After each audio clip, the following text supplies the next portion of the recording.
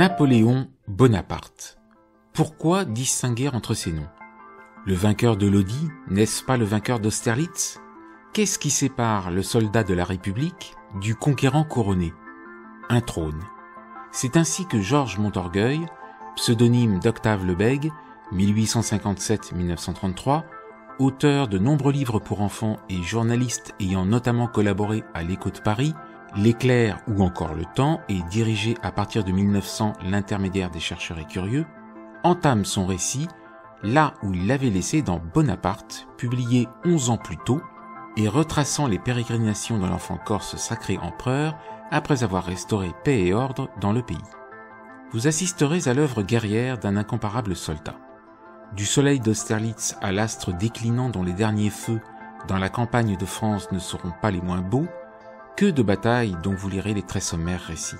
Mais surtout, vous les verrez évoquer magnifiquement en des compositions, 31 en pleine page et 4 en double page, qui enchanteront vos yeux et captiveront votre pensée.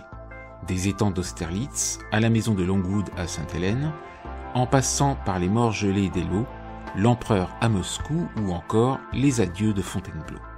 Car ce Napoléon, faisant du lecteur un témoin privilégié des campagnes napoléoniennes menées tambour battant à travers l'Europe, est une fois encore brillamment rehaussé des splendides planches hors texte en couleur de Job, pseudonyme de Jacques Onfroy de Bréville, 1858-1931, talentueux portraitiste célèbre pour son sens du mouvement et de la perspective, servant une écriture toujours aussi élégante, vivante et enlevée, le tout dans une version entièrement recomposée d'un album historique devenu rare et cher dans sa première édition parue en 1921. Napoléon n'a-t-il cherché que l'ivresse des triomphes personnels, oublieux pour la sienne de la gloire de son pays? Il serait injuste de l'écrire, et ce serait ingrat. Emporté par son génie trop haut et trop loin, il eut ses heures de vertige, mais une sorte de fatalité ne l'y poussait-elle pas?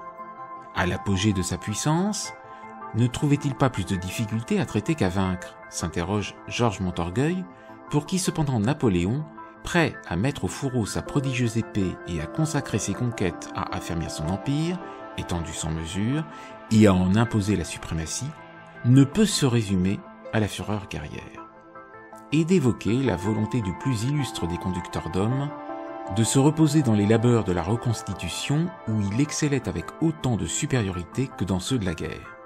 Car, des œuvres de son génie, la plus durable, n'est-ce pas l'organisation qu'il nous a léguée?